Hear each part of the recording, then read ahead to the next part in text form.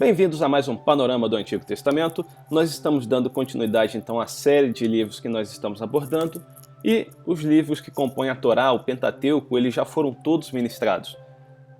Logo depois deles, nós passamos para os livros proféticos, e dentre os livros proféticos, aqueles que ficarem mais claros, transparentes, são aqueles que nós já ministramos, e o que estiver mais escuro é aqueles que ainda faltam ser ministrados para a gente terminar, então, essa rodada do Antigo Testamento. A mesma coisa ocorre com os livros, com os escritos. Dentro dos escritos, apenas estes livros estão faltando. E hoje nós estaremos abordando, então, o livro de Daniel. Então, o livro de Daniel, no cânon hebraico, ele está dentro dos escritos. Então, o livro de Daniel não é considerado um livro profético pelos judeus. Muito embora você veja que o que mais tem no livro de Daniel são profecias. Talvez até seja uma forma do judeu mostrar a sua indignação com relação a Daniel nunca ter voltado para a sua terra. Deu os 70 anos, Daniel entendeu dos 70 anos, o povo retornou, mas Daniel continuou. Daniel ficou, e todas as sucessões de governo, Daniel esteve ali presente, ele não mudou seu posicionamento. Talvez seja por isso que Daniel seja considerado apenas um escrito e não um profeta. Mas isso são só conjecturas, a gente não tem como afirmar.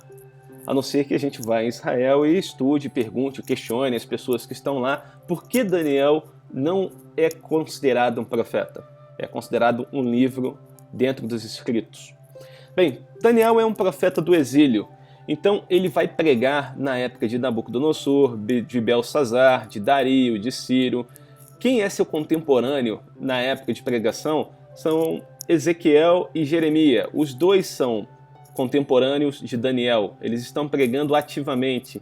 Então Daniel, a mensagem dele vai compor a época em que o Império Babilônico está tendo uma ascensão e o declínio do Império Babilônico. Então ele pega a fase completa do Império Babilônico e ele vai pegar também a fase completa do Império Persa, a ascensão e o domínio do Império Persa. E logo depois a gente pode verificar também que Daniel ele tem uma mensagem. Essa mensagem é a todos os povos dispersos. Então ele não tem uma mensagem direto à terra de Judá ou específico para quem se encontra na localidade X. A mensagem é para todo o povo que se encontra disperso. É o povo da dispersão.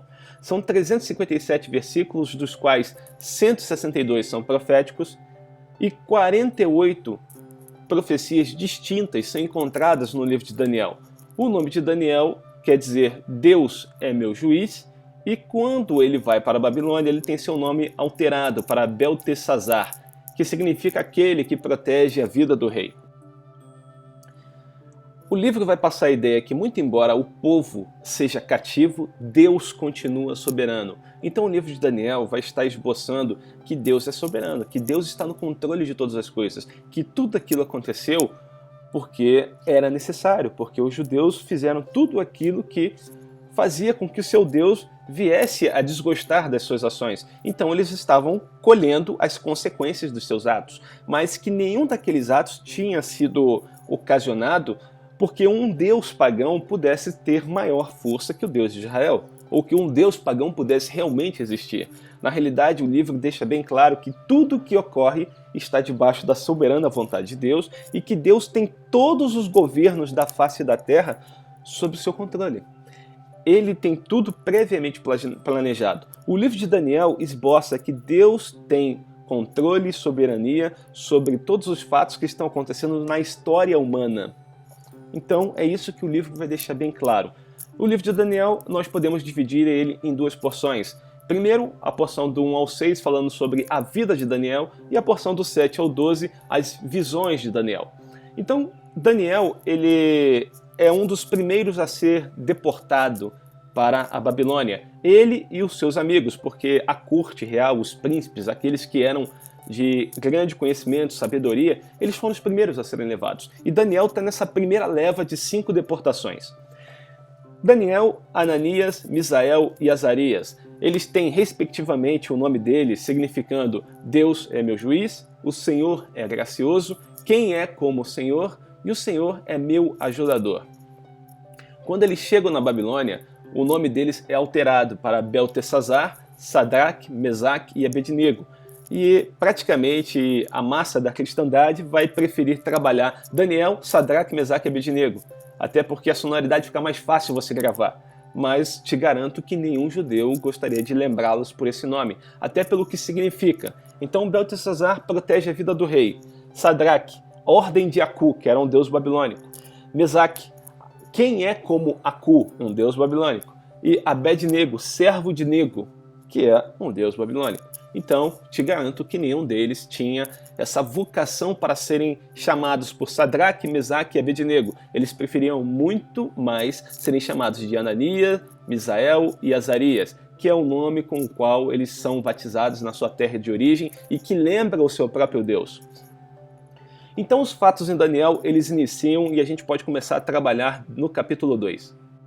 Nabucodonosor, então, ele tem um sonho, ele fica muito perturbado com esse sonho, e ele pede que todos os adivinhos dos caldeus compareçam perante ele e interpretem o sonho, mas não só interpretem, digam o que foi que ele sonhou. Então os magos, os encantadores, os caldeus, eles vão chegar e falar diante do rei, olha, o que o rei exige é extremamente difícil, não há ninguém que possa revelar diante do rei, senão os deuses, e estes não moram com os homens. E aí o Nabucodonosor, que era uma pessoa muito tranquila, ela aceitava todas as coisas, chegou e falou, olha, tudo bem, então todos serão mortos, haverá um decreto, esse decreto irá indicar que todos os sábios da Babilônia serão mortos. E aí Daniel fica sabendo disso, e ele fala, olha, pede para o rei me dar um tempo, e eu vou orar ao meu Deus, depois eu compareço perante ele e eu vou dizer o que foi que ele sonhou. Então, Daniel comparece perante o rei e vai indicar o que o rei sonhou. E vai dar com exatidão qual é o sonho.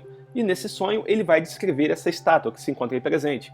E essa estátua vai simbolizar 4 reinos que se levantarão na face da terra. Então o primeiro deles é a Babilônia, e a gente sabe que ela é comandada por Nabucodonosor, então vai de 606 a 539. O segundo reino vai ser o reino da Média Pérsia, que vai de 539 a 331. A gente tem Ciro aí como seu principal representante. Depois temos a Grécia como seu principal representante com Alexandre, de 331 a 146. E logo depois a gente vai ter então Roma, de 146 até 476 depois de Cristo, com os Césares. E aí vai simbolizar os governos na face da terra. E o último que a gente tem, que são os pés em parte de ferro e em parte de barro, é uma continuação do governo romano, mas de uma forma mais oculta, mais camuflada. Mas você vê que hoje nós ainda vivemos debaixo da ótica do Império Romano. Mas como assim vivemos debaixo da ótica do Império Romano? O Império Romano já caiu. Em 476 depois de Cristo foi o que você escreveu. Sim, mas se você olhar, todo o sistema, toda a legislação romana, todo o modo romano de proceder, ele continua até os dias atuais. O sistema democrático, ele começa ali. Quando você olha para a questão dos juízes, da questão das leis, tudo começa em Roma. Então nós vivemos debaixo do sistema romano ainda. Bem, de posse de tudo aquilo que Daniel vai explicar, Nabucodonosor tem uma resposta. Ele vai falar, certamente o vosso Deus é o Deus dos deuses e o Senhor dos reis, é o revelador de mistérios, pois pudestes revelar este mistério. Então note bem que por intermédio da vida de Daniel, por intermédio dos judeus terem sido expulsos da sua própria terra, terem sido levados para o cativeiro, agora está acontecendo o que Deus queria desde o princípio, que o seu nome fosse levantado e exaltado pelas nações gentias. E isso está sendo feito pela boca de um gentio. Um gentio, o governante daquele império, o que tinha subjugado todas as nações, ele chega e diz, certamente o vosso Deus é o Deus dos deuses, é o Senhor dos reis e o revelador de mistérios, pois pudestes revelar este mistério. É um gentio exaltando o próprio Deus vivo. Então, assim, é uma coisa sem precedentes. Então, justamente por intermédio de retirar os judeus da sua própria terra, agora Deus está sendo pregado pela boca dos gentios. É o que acaba acontecendo quando Daniel se faz instrumento na mão de Deus. Então essa parte toda da estátua que eu rachurei em amarelo é um período que já foi cumprido. Nós ainda não entramos nos pés de parte de barro em parte de ferro, porque isso é período tribulacional. Nós provavelmente estamos bem próximos disso, por isso que eu rachurei até bem próximo, mas eu ainda deixei ali um pedaço. Falta aquela parte em vermelho. E a estátua toda ela vai se cumprir dentro, inclusive, do período tribulacional, que vai simbolizar os pés em parte de barro e em parte de ferro, simbolizando a terra se unindo com o material, o qual não se dá liga. Então a gente está falando aí de um governo que está mesclado. Então o governo mundial com Israel naquela época, que vai fazer aliança durante 3 anos e meio. Até que os tempos dos gentios se completem, Jerusalém será pisada por eles. Então está escrito lá em Lucas 21, 24. Então Jerusalém ela continua sendo pisada na época da tribulação. Então até esse período, Jerusalém ainda é dominada pelas nações. Quando é que Jerusalém passa a não ser mais dominada pelas nações? Quando o reino messiânico vier a ser estabelecido na face da terra. Quando o Messias estiver governando. Quando o reino milenar iniciar. A partir desse momento, aí sim não teremos mais os gentios pisando em Jerusalém no sentido de estão impondo a sua vontade a Israel. Passado um tempo, nós vamos entrar no capítulo 3 e aí a gente já tem a situação com Ananias, Misael e Azarias. É erguida então uma estátua de ouro. Essa estátua ela é imensa. Ela tem 3 metros de largura e 30 metros de altura. Então é ordenado que todos os cidadãos da cidade venham a adorar essa estátua. Mas Ananias, Misael e Azarias não adoram.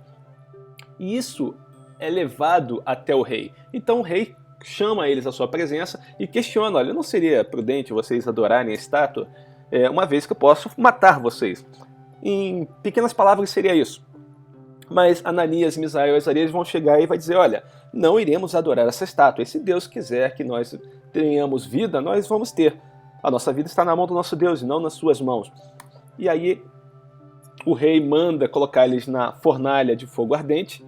E essa fornalha é acesa com intensidade 7 vezes maior. Tanto é que os homens que jogam Ananias, Misael e Azarias dentro dela, eles morrem só com o calor da fornalha.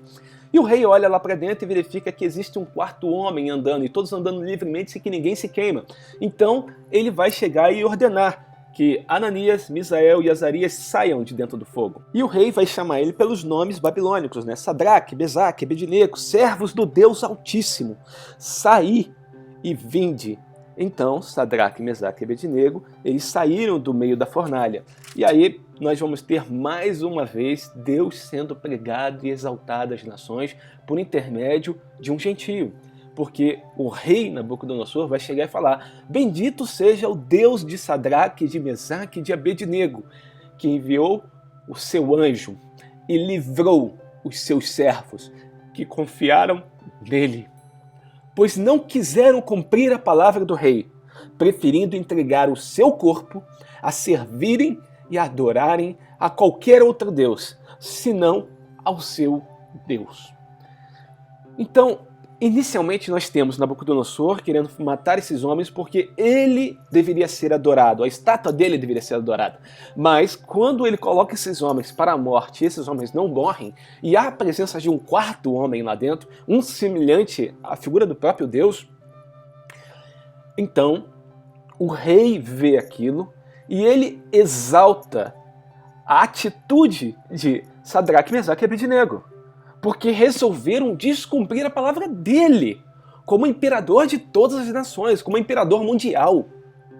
Ainda bem que vocês não me ouviram, mas vocês ouviram o seu Deus, porque esse é um Deus capaz de livrar. Então bendito seja o Deus de Sadraque, Mesaque e Abednego. Então novamente o Deus de Israel está sendo exaltado perante as nações. Algo que não estava acontecendo enquanto Israel estava vivendo uma vida cheia de pecados dentro da sua própria nação. E não querendo compartilhar o seu Deus com as nações.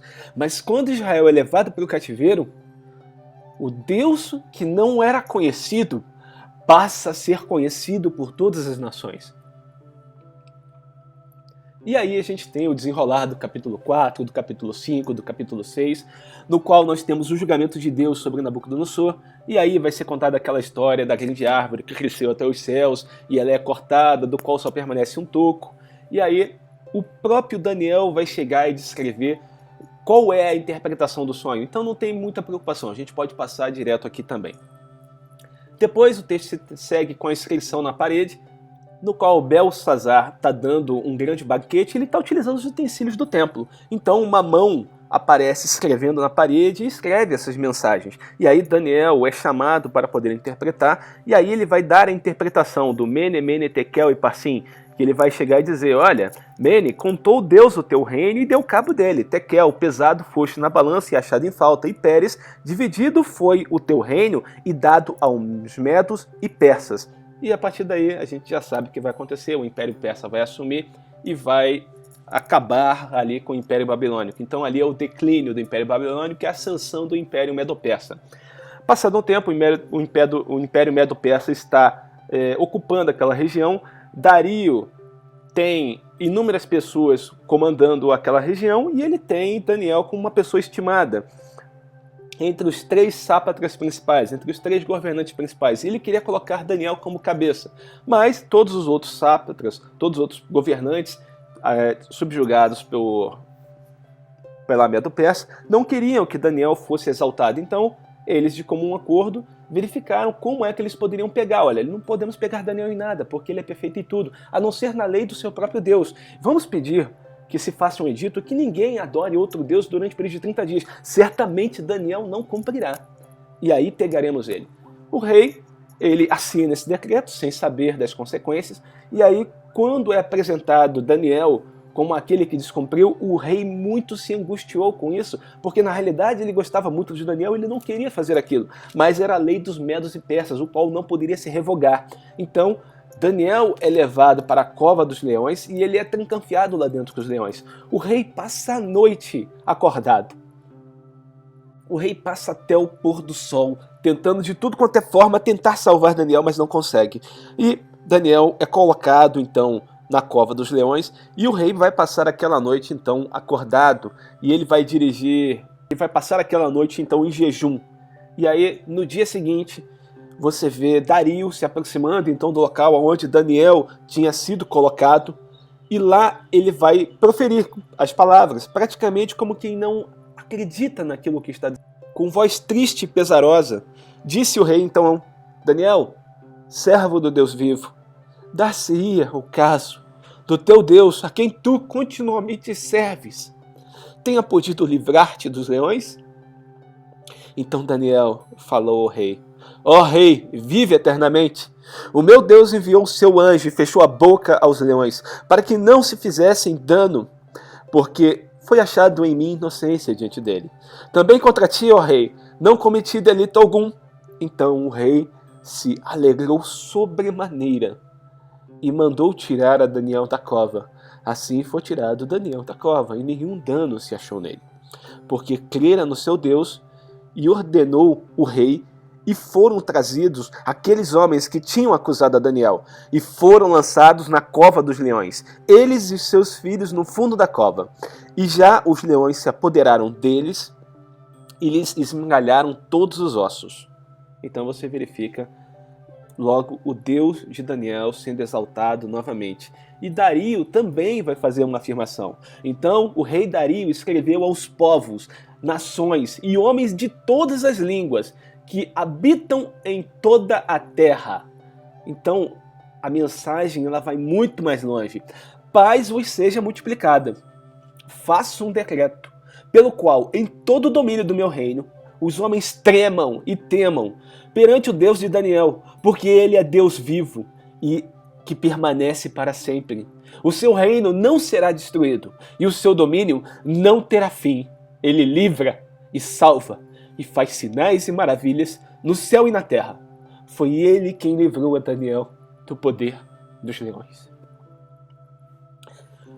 Você entende que aqui tem uma profecia sendo dita pela boca de um gentio, pela boca de alguém que não era da nação de Israel, de alguém que não conhecia a profundidade das Escrituras? É o que está escrito aqui. porque ele é Deus vivo que permanece para sempre. O seu reino não será destruído. O seu domínio não terá fim. Estamos falando de alguém que não conhece, sendo utilizado para pregar o Evangelho. Novamente, o Evangelho está sendo pregado às multidões, às nações, a todos aqueles que não conheceram o Deus vivo. Porque Israel ficou na sua própria terra e em pecado. Eles não saíram para pregar o Evangelho. E aqui você vê novamente Deus utilizando um gentio para ele se fazer conhecido perante as nações. E entramos no capítulo 7 ainda falando sobre a vida de Daniel. Daniel, aí nesse capítulo 7, nós vamos verificar, falando a respeito de 4 ventos e 4 bestas. Então 4 animais grandes, diferentes, uns dos outros, subiam do mar. E logo depois a gente tem a indicação do 7, do 9 ao 10, até que foram postos uns tronos e o ancião de dias se assentou. Sua veste era branca como a neve. Aqui é o ancião de dias, é a figura do próprio Deus. Isso aqui é o que nós estamos vendo lá em Apocalipse. Em Apocalipse nós vamos verificar a sala do trono, a multidão, os 4 seres viventes. E aqui nós já temos um panorama em Daniel, indicando tudo isso. No 7, do 11 e o 12, nós verificamos a própria besta, né? A voz das insolentes palavras que o chifre proferia. Estive olhando e vi que o animal foi morto e o seu corpo desfeito, entregue para ser queimado. E também temos a figura, a personificação do Filho do Homem. E como Filho do Homem, se dirigiu ao ancião de dias, e fizeram chegar até ele. Foi-lhe dado domínio e a glória e o reino. Quando você olha para o Apocalipse, você vê João chorando. Quem será digno de abrir o livro e desatar os 7 selos? Não temas, porque o Cordeiro venceu. Aquele que foi morto, mas vive. Então, nós temos em Daniel todo esse contexto que você vai ver em Apocalipse com mais profundidade.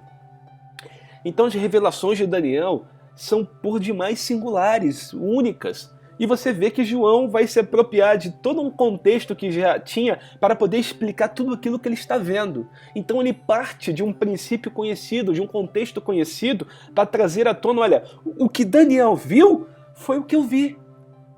E aí a gente entra nas visões de Daniel. Capítulo 8, visões de Daniel. Então a gente vai ver as visões, Daniel tratando no versículo 16, vai falar sobre a Medopérsia, o carneiro e a Grécia, o bode. Então os primeiros 16 versículos vai estar narrando isso. Então o carneiro ele fala que ele tem 2 chifres, um é mais baixo, um é mais alto. E isso vai indicar exatamente o que acontece com relação à Medopérsia. Então um é superior ao outro e o outro tem um grande poderio de exército, mas o comandamento vem por parte apenas de um deles. Então o comandamento não é igual. Você vê que o comandamento sai apenas de uma região. Então você vê que nessa luta entre o carneiro e o bode ele tinha apenas um chifre e ele vai vencer. Mas, passado um tempo, esse chifre do bode vai ser quebrado. E aí vão sair 4 chifres notáveis. Então Alexandre morre e os seus 4 generais vão assumir 4 extremos do império. Desses 4, um desses chifres vai se sobressair, que vai ser Antíoco Epifânio. Então essa aí é a história toda. Então vamos lá, 8:16, 8:17, veio pois para perto donde eu estava, mas ele me disse, entende, filho do homem, pois esta visão se refere ao tempo do fim. Então, muito embora tenha um cumprimento próximo com relação à Medo e a Pérsia, vai ter um cumprimento escatológico perto do tempo do fim. No 8:19, e disse, eis que te farei saber o que há de acontecer no último tempo da ira, pois esta visão se refere ao tempo determinado do fim. Então, apesar de ter um cumprimento escatológico próximo, vai ter um cumprimento escatológico perto do fim. Então, 8:23, mas no fim do seu reinado, quando os prevaricadores acabarem, levantar-se-á um rei feroz, catadura e especialista em intrigas. Aí a gente está falando do próprio anticristo. A visão da tarde e da manhã que foi dita é verdadeira. Tu, porém, preserva a visão, porque se refere a dias ainda muito distantes. Então, muito embora exista o cumprimento escatológico próximo, existe o cumprimento escatológico bem distante, que é um contexto tribulacional. Então, capítulo 9, a gente entra nele, 9, versículo 2. No primeiro ano do seu reinado, eu, Daniel, entendi pelos livros. Ele não entendeu porque ele teve um sonho, uma revelação. Ele entendeu porque ele estudou, porque ele se debruçou, porque ele pegou as escrituras e começou a ler. Façam o mesmo. Que o número de anos de que falara o Senhor ao profeta Jeremias, que havia de durar as assolações de Jerusalém, era de 70 anos. Bem, ele estudou pelos livros, mas ele estudou pelos livros e nós podemos verificar que ele entende por causa do que o Senhor disse ao profeta Jeremias. Então ele tinha as escrituras de Jeremias nas mãos, as cartas de Jeremias nas mãos. E Jeremias 25, do 11 ao 12, está dizendo lá: estas nações servirão ao rei da Babilônia 70 anos. Acontecerá, porém, que quando se cumprirem os 70 anos, castigarei a iniquidade do rei da Babilônia e desta nação, diz o Senhor. Então, Jeremias entende, mas quando nós olhamos para Crônicas, nós verificamos o que Neemias, que provavelmente é o autor de Crônicas, ele está escrevendo a respeito do que Jeremias disse e a respeito do que Daniel escreveu. Então, segundo a Crônicas do 36:21, vai dizer que para que se cumprisse a palavra do Senhor, o que Deus disse, por boca de Jeremias, até que a terra se agradasse dos seus sábados, todos os dias da desolação repousou, até que os 70 anos se cumpriram. Então, Jeremias entende que são 70 anos. E Neemias, que é o autor provável de Crônicas, ele vai entender que isso tem relação com alguma coisa que deveria ter sido cumprida e que não foi. A terra deveria se agradar de seus sábados. A terra não descansou. Então a terra tem que descansar 70 anos. É isso que ele chega. E qual é o conhecimento que Neemias vai ter? Ele vai ter o conhecimento do Antigo Testamento. Ele também vai se debruçar em cima dos livros, dos papiros, e vai ler e vai entender o que está escrito em Levítico 25. Mas o que está escrito em Levítico 25? É só a gente ir lá. Disse o Senhor a Moisés no Monte Sinai: fala aos filhos de Israel e dize-lhes: quando entrardes na terra que vos dou, então a terra guardará um sábado ao Senhor. Ok? Um sábado. Então pressupõe-se um dia, né? Semana de dias. 6 anos semearás o teu campo, 6 anos podarás a tua vinha e colherás os teus frutos. Porém, no 7º ano haverá sábado solene de descanso para a terra. Um sábado ao Senhor, não semearás o teu campo, nem podarás a tua vinha. Então a ideia aqui não é semana de dias, ele está trabalhando semana de anos. Então ele fala 6 anos, então ocorrerá o sábado. O sábado aí é um ano sabático. É aquilo que alguns pastores dizem que vão fazer: eu vou tirar o ano sabático. Então, é o sábado, ele trabalha 6 anos, no 7º ano ele descansa, não faz nada. É exatamente o contexto aqui de Levítico. A terra deveria descansar um ano. Eles não deveriam adubar a terra e plantar naquele ano. Aquele ano, eles não iam fazer nada com a terra. A terra deveria descansar, mas a terra não descansou. Israel provavelmente descumpriu isso inúmeras vezes. Se a terra tem que descansar 70 anos, você imagina a quantidade de vezes que a terra deixou de ser descansada. Quantos anos Israel descumpriu esses mandamentos? Levítico 25:8. Contarás 7 semanas de anos, 7 vezes 7 anos, de maneira que os dias das semanas de anos te serão 49 anos. Então está bem claro qual é o contexto. Daniel está falando sobre semana de anos, quando ele fala que ele entende o que aconteceu. Então Daniel entende o porquê do cativeiro.